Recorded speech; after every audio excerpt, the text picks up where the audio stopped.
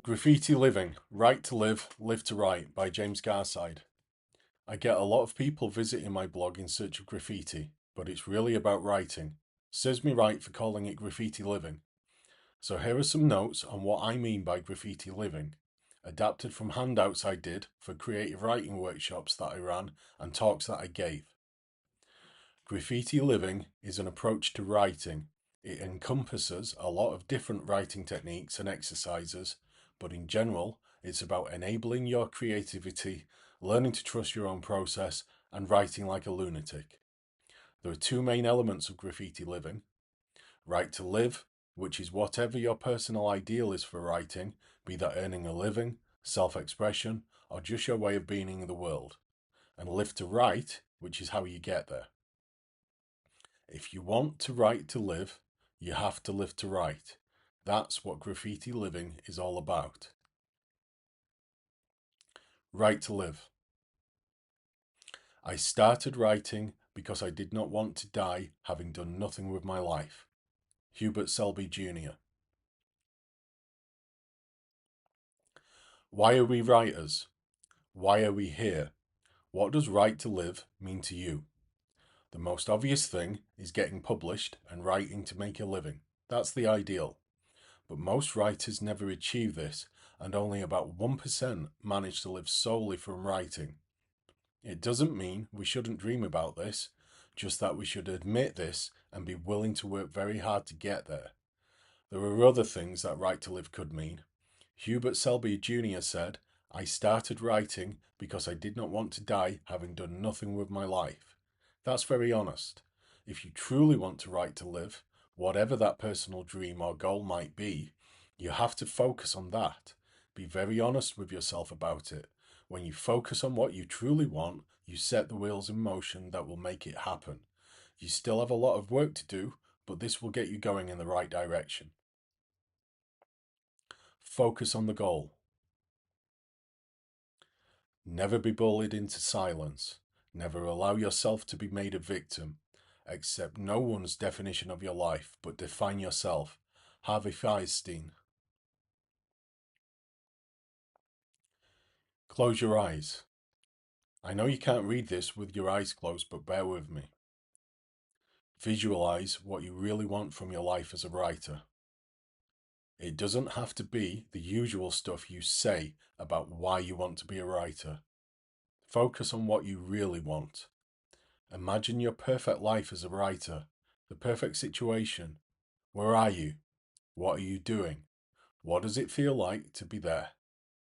The visualization of that true goal begins the process that makes it happen.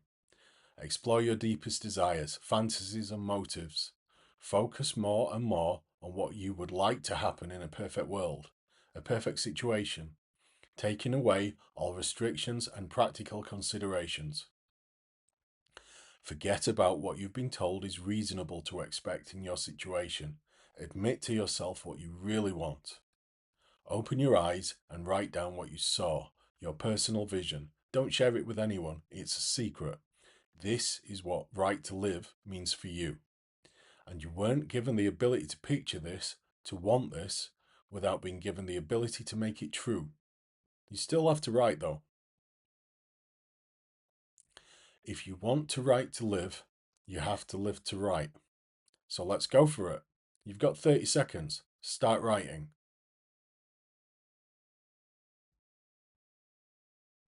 Did you find that easy? Did you find that hard? The more you live to write, the better you'll get, and the easier you'll find it to make the most of the opportunities to write whenever you can. Live to write. A musician must make music, an artist must paint, a poet must write. If one is to be ultimately at peace with oneself, what one can be, one must be. Abraham Maslow.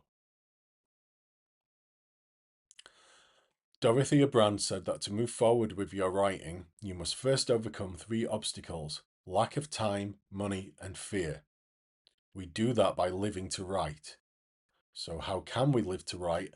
What can we do to overcome these 3 obstacles? Any suggestions? How do we overcome lack of time, money, and fear? In graffiti living, you deal with these three things in two ways: how you live and how you write. How you live. Your only obligation in any lifetime is to be true to yourself. Richard Bach. Live your life in a way that supports your writing. Look at everything in your life and assess it in simple terms. Does it move you towards your goal, the vision you hold in your mind, or away from it? Dorothea Brand says, a wholesome self-discipline takes many forms, from sleeping regular hours to working regularly to exercising regularly, and has a cumulative, strengthening effect. Since it comes from yourself, a healthy self-discipline is not contrary to your freedom or individuality.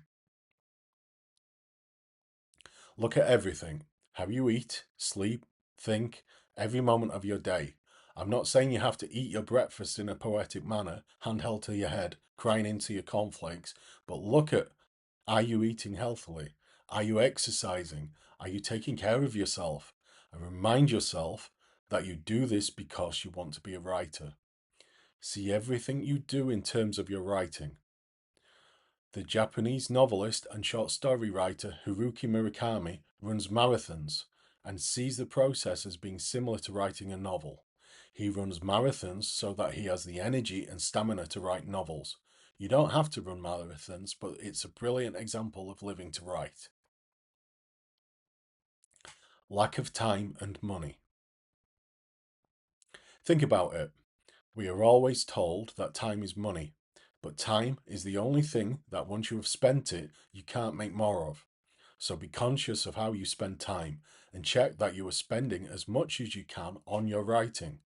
Write down everything that you do that doesn't involve writing. Discard everything that's irrelevant. Sometimes it means making tough decisions, ones you don't want to make, but you have to. Too many writers complain that they don't have time to write but spend hours every day watching television. On the other hand, most things will be indifferent.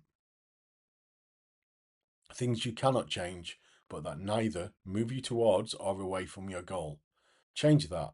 Align them so that they move you towards your goal, or at the very least exploit the opportunities that they offer you for your writing. You might not be able to change jobs or stop going to school, but you can at least write about all the horrible people there and use them as the basis for characters in your stories. You might have a headache or be really ill. Take notes. Whatever you experience in life, it is your life. These things happen in your life that you won't find reported on the news. If a tree falls over in the woods and no one was there to write a press release about it, it didn't happen. So what about you? Who writes from your perspective? Who tells your stories? You do. You're the only one who can, and you're the only one who will. How you write. You have to write. Writers write, right? You learn to write by writing. It's that simple. Look for opportunities to write.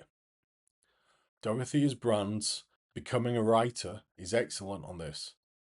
Here is a brief summary of the three main things that she advises. 1. Write down your dreams.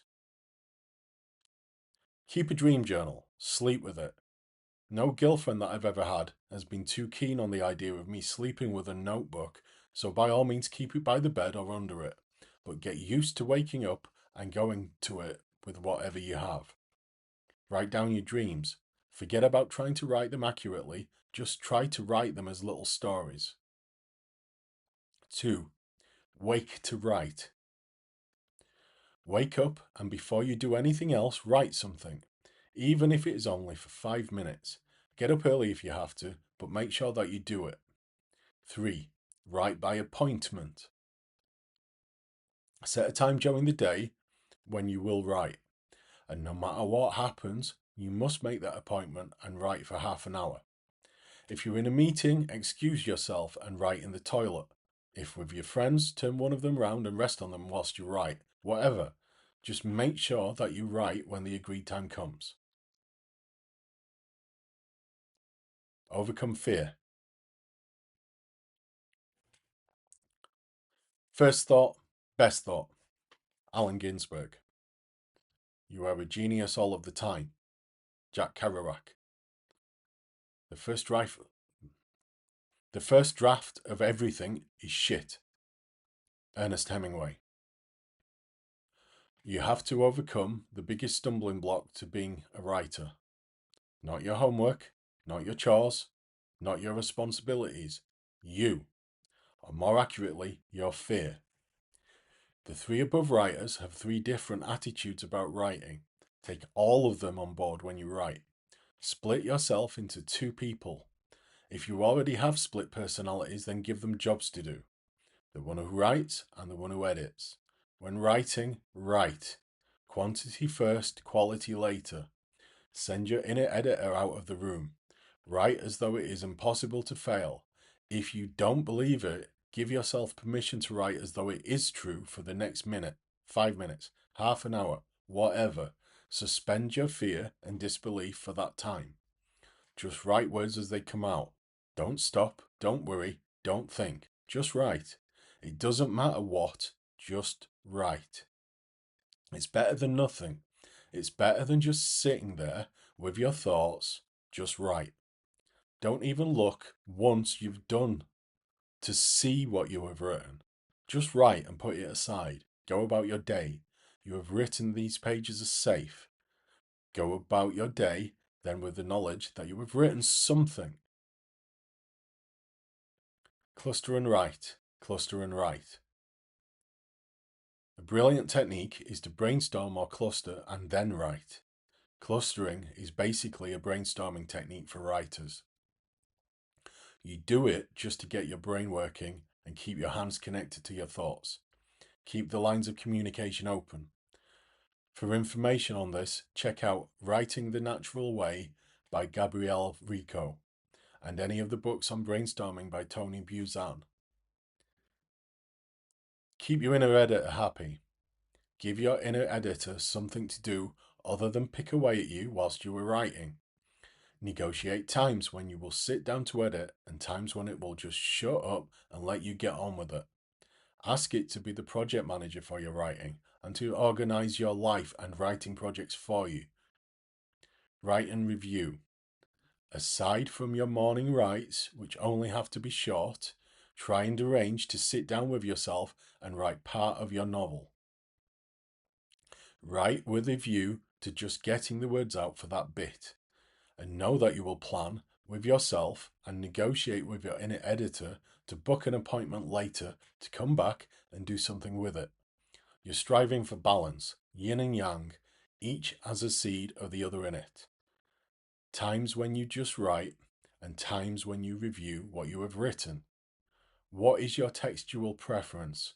If you don't know what to write, think about what you love and hate in fiction. Be honest, what you really love.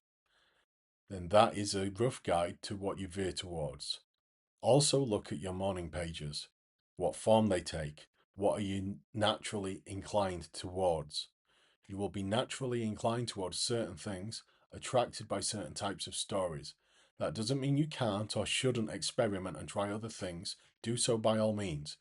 But come back to what you are naturally inclined to and try that whenever you get stuck or lose your way. Try juggling. It takes as much energy to write one novel as it does to write two. Have another project to work on alongside your main project. Something that is the total opposite of what you are writing and taking seriously. Something fun and insane that you don't have to worry about whether it's good or not. When you are sick of one, write the other. This is how you rest, not by stopping altogether. Conclusion. You need not leave your room. Remain sitting at your table and listen. You need not even listen, simply wait. Just learn to become quiet and still and solitary. The world will freely offer itself to you to be unmasked. It has no choice. It will roll in ecstasy at your feet. Franz Kafka. First principles. To finish off, here are some basic principles of graffiti living to keep you going. Rule number 1. There are no rules.